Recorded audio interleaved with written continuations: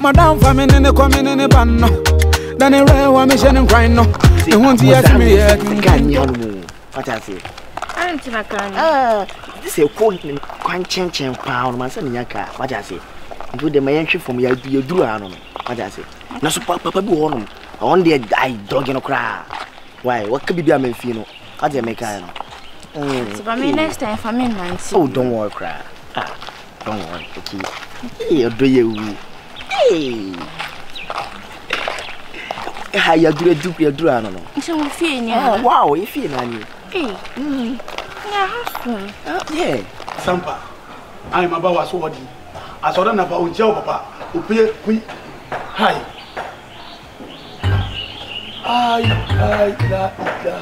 I didn't know you of jam. I never pay. Hi, Sampa. Sampa. Daddy. Daddy. I didn't walk over Daddy. Send him a catch on that. Do that. Futanoga, send it. Waka. Damboroba, Sasa Sanyaro. Daddy, the maternity the cow man, the cow in there. Wait. Hello. I to say, I didn't know only alkaline aunties. Oh, that's my boyfriend. Ah, mommy, in Cabro friend. What did you call a minimum wound? Minimum shonu. What's that? Hey, tell him, sir, I am sure. Oh, I am sure my room. I wait. Shampa. Wallahi tallahi, would you come about to Akum? Matonya me. Maname wounds would you come about to Akum? I don't yes, sir. Daddy. Who go? That would a general command like daddy. Would jump over the Tavi. Hey.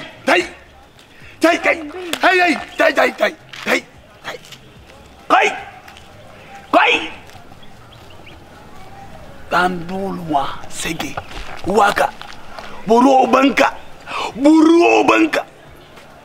hello I am abanunu maba mana mawunu 12 years wo shikiti shade wo odi akọ obawu ya paye fo ya ne ya fa ya de tu anu mu ya we ni sa gamunu takin ya mbonu chiwachi ashe mpacho ya flawo shey ya flawo shey ya awayo me chef la me alaji amole ya me na me tombe shi o ayi no shire me ya professional me mo sikapa madam uchi mayeri wa wi na nse ya wa wu me ye bia che sha no fo shi de me o ma bodam me ka be bia sha no fo shi ti be ma bra me bo o ade na obadi sika obadi aduani obadi bonku. So like just go straight to the point. What do you want to say? Manyama no ba ya de bi. Manyama no ba ya de bi. Manyama no ba ya de.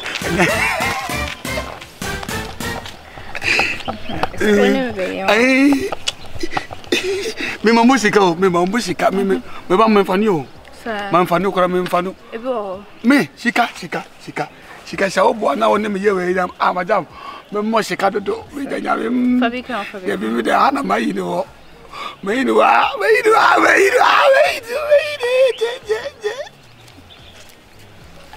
Wayo alaji. We are good. Majonso Introduce here. I don't mean you. We are kashedi. Inna lillahi wa me feelings about out of you. Sir. You got them. I should come up about you got them. Sir. You got them discussing about it. Now, yeah. Why you? Touch me to you. Oh, brother. Baba. We the twist cano. Yes, me the ambition with you. Me the my tasika. Now me patrol. The patrol way no be shamana. I onufu. No. Why you? Yanko.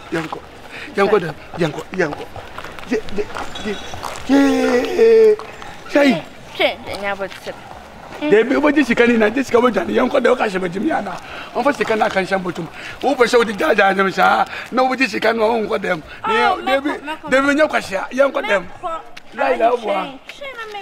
Say. Okash majimiana. Say. Machon. Mother Sikana Kasham bottom. You do them, the Akanamo. Oh, Allah. We. Allah, you want a woman. My father, my young quad them, you called them not of you, Mamma. Adawswa, Abamosi. Oh, there. What? I was saying, Mum, baby, and I will say, quite a matter. Aye, Madame, Sanyame Buana, what I do them now or far no for no to my room now. My win is a gammon, Madame Madonia, Miss Cabia of your Adabama. Aye, me matimi de manu diagro. Me, Madame, I say, Now, you're going to run home. What the mob bonus on your team, young what the name of them. Way Allah, way. Never turn one time. Yeah, wait, no, wait, like that,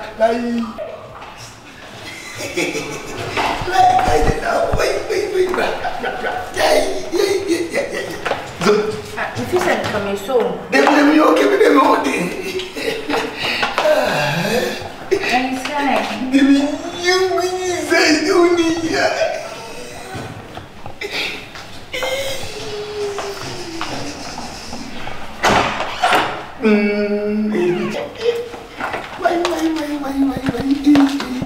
Ay, mampani, no, dazu,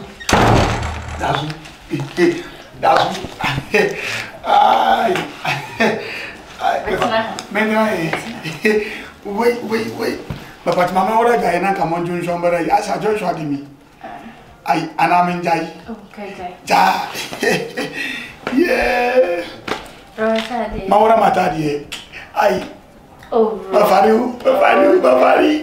I like you, bro. Yeah. Ay, wait, cara, por favor, ya de boni. Yay. Wait. Ay, David. Oh, ya va.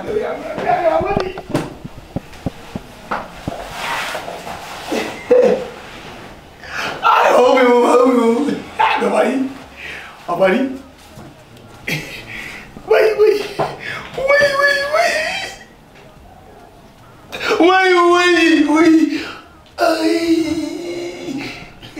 How's your own way? Oh, Maro. Oro. Oh, Maro. But what first can I buy? Yo, what? Oh, I can't get away. Says, Already, my say, Yirma, now with today.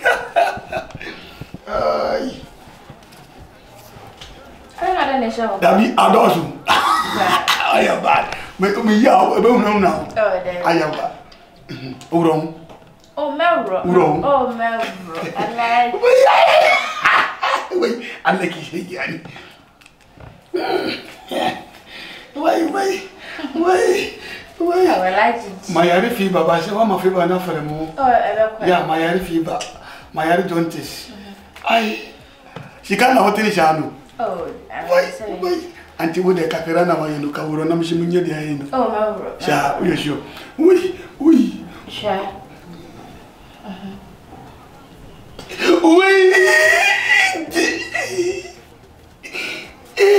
Yo, dear, nice girl, then that. Marvel, then that. So, Mumble. Ro. Mamma, you pay for Casanza.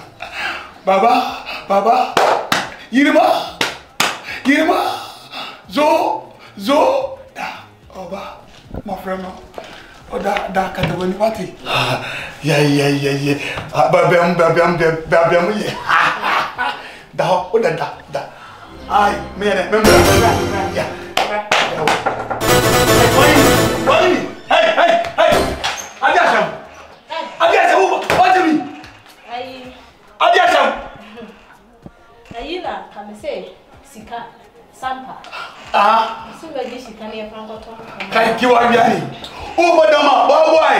Why so be a police? I will write you. Hey, my shero, my banu, why one dish, why I about Mr. Fatami. Hi, my home, my drama, or air come with Jessica. that be making me say, I want, hey, lie. Can you watch?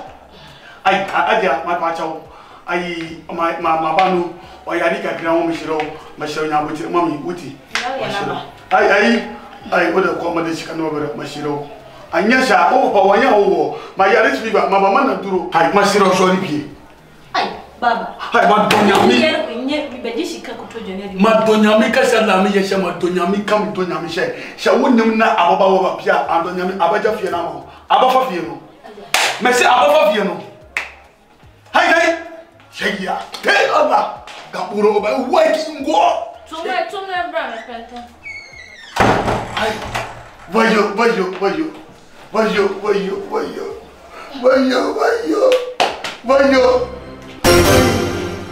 Right. Me ba. Wait, mama. Why, hey, I don't want that. Kai, daddy, adai. The papa mama. Ha, o bona mana. But I'm saying, then me pet the way you cry. Ay, esa o mi. Daddy. O bona. Debbie. Ha, o mi. Me o bona ma. O bi o pese o dai. Yes, when I'm me get about when you watching. O mi, e ya o dia. O mo chami mo sika. Apua. Ha, ba. Daddy, we have never two blow for that one. O mi. Mabo. Ah. O ba. Me. Ah. Ni. Abon mo se babo. Man ko. Deja. O ma gena ba dai de ko. Sika ni da ba. Wei. Ye baba. Na mutu. Wei, Atu ko ku me. Ma kwa. Wei ba. Ma ko ma no. Eto no ai. Na ka se dia na ga dai. Yeah, wait,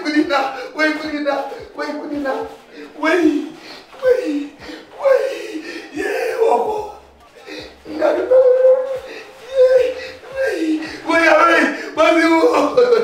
Yeah, mishika. Mami. Kai mo wa dempa. Kai se uni animi.